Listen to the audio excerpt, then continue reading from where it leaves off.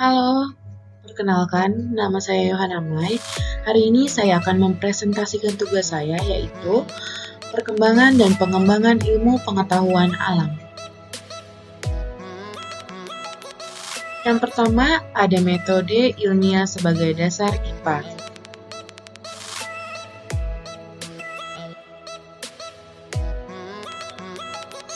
Poin 1, pengertian ilmu pengetahuan alam atau IPA. Semesta dengan segala isinya termasuk proses adalah ilmu yang mempelajari tentang pengungkapan rahasia dan gejala alam, meliputi asal mula alam, mekanisme, sifat benda maupun peristiwa yang terjadi. Ilmu ini terus berkembang sejalan dengan sifat manusia yang selalu ingin tahu tentang benda di sekelilingnya, seperti alam jagat raya, seperti isinya, bahkan dirinya sendiri. Yang kedua ada metode ilmiah sebagai dasar IPA. Metode ilmiah adalah prosedur untuk mendapatkan pengetahuan yang disebut ilmu, atau dengan kata lain, ilmu adalah pengetahuan yang didapatkan berdasarkan metode ilmiah.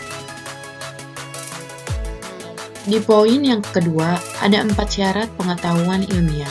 Berikut kita simak slide berikutnya. Di 2.1 syarat pengetahuan ilmiah, pengertian ilmu dapat dijelaskan dengan 3 segi, yakni kegiatan, tata cara pengetahuan yang teratur sebagai hasil kegiatan. Pengetahuan dikatakan ilmiah jika memenuhi syarat ilmiah, yakni berobjek, bermetode, bersistem, dan bersifat universal. Yang pertama kita akan bahas tentang berobjek. Berobjek berarti memiliki sasaran atau objek material dan titik perhatian tertentu atau objek formal. Sasaran disebut juga pokok soal, merupakan sesuatu yang dituju atau dijadikan bahan untuk diselidiki. Misalnya, jenis pengetahuan yang memiliki objek material manusia dengan titik pusat perhatian atau objek formalnya tentang menyimpulkan cabang psikologi.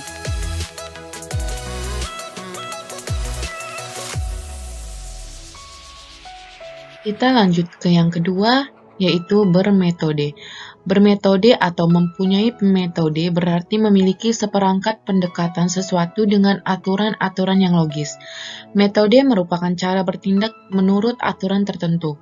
Metode yang baik akan memudahkan seseorang mempelajari dan memahami ilmu pengetahuan tersebut.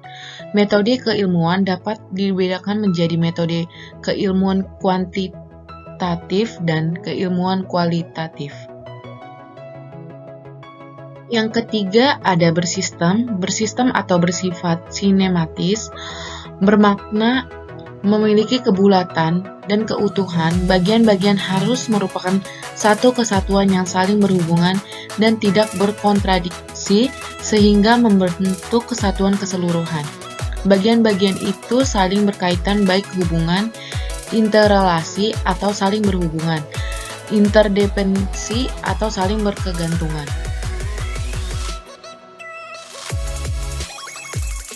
Yang keempat ada bersifat universal.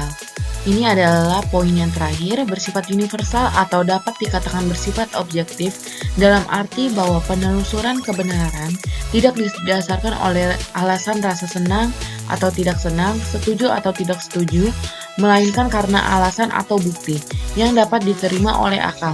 Jadi kebenarannya universal, tidak dibatasi oleh waktu, ruang, keadaan, kondisi, maupun jumlah tertentu. Sekian informasi dari saya mengenai ilmu pengetahuan alam. Sekian dari saya, terima kasih.